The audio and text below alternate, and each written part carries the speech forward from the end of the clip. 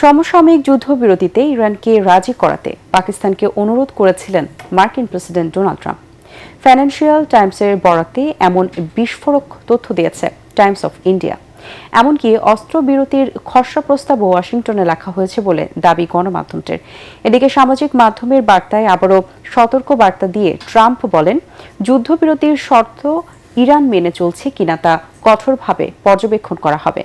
ওদিকে ইরানের প্রতিনিধিদের সঙ্গে আলোচনায় শনিবার পাকিস্তানের ইসলামাবাদে যাচ্ছেন মার্কিন ভাইস প্রেসিডেন্ট জেডি ভ্যান্স। আরও জানাচ্ছেন আদিব মোহাম্মদ।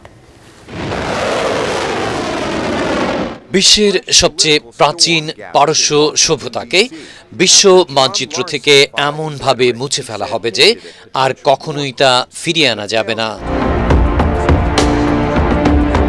মঙ্গলবার গোটা বিশ্বের মানুষ আমেরিকান প্রেসিডেন্ট ডোনাল্ড ট্রাম্পের এমন হুমকিতে তটস্থ হয়েছিলেন। আন্তর্জাতিক গণমাধ্যমে শীর্ষ শিরোনাম হিসেবেও খবরটি জায়গা করে নেয়। কিন্তু বৃহস্পতিবার ফাইন্যান্সিয়াল টাইমসের বরাতে বিস্ফোরক তথ্য দিয়েছে টাইমস অফ ইন্ডিয়া, যেখানে দাবি করা হচ্ছে পর্দার আড়ালে যুদ্ধবিরতির জন্য তেহরানকে রাজি করাতে ট্রাম্পই নাকি রীতিমতো অনুরোধ জানান পাকিস্তানের প্রধানমন্ত্রী শেহবাজ শরীফ এবং দেশটির সেনাপ্রধান ফিল্ড মার্শাল আসিফ মুনিরের কাছে, যাতে করে তার মুখ রক্ষা হয় এবং হরমুজ প্রণালী খুলে যাওয়ার পথ প্রশস্ত হয়। এমনকি অস্ত্রবিরতির খসড়া প্রস্তাবও ওয়াশিংটনে লেখা হয়েছে বলে দাবি গণমাধ্যমটির। A report by the Financial Times alleged that while Islamabad projected neutrality, it quietly carried a U.S.-drafted ceasefire pitch to Iran under intense pressure from President Donald Trump. এদিকে থেমে নেই ট্রাম্পের হুমকি ধামকি।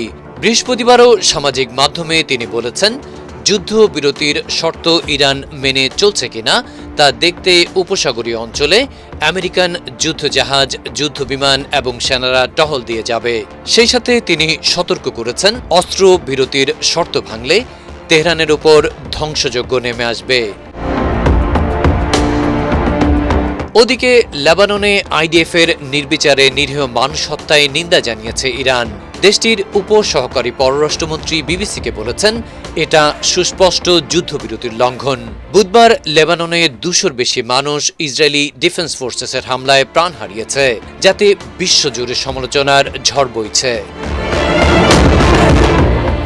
ওদিকে ইরান নাকি আবারও হরমুজ প্রণালী পুরোপুরি বন্ধ করে দিয়েছে বলে ইসরায়েলি গণমাধ্যম দাবি করছে।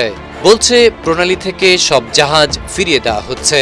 অবশ্য উত্তেজনা উস্কে দিতেই বরাবরই নানা নোংরা কৌশল ব্যবহার করে তেল আভিভ, যাতে করে পরিস্থিতি উত্তপ্ত হয়ে ওঠে।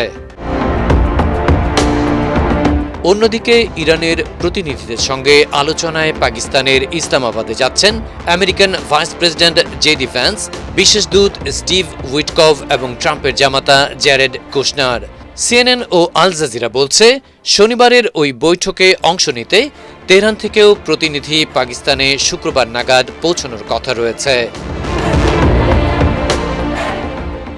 আদিব মোহাম্মদ, ATN বাংলা।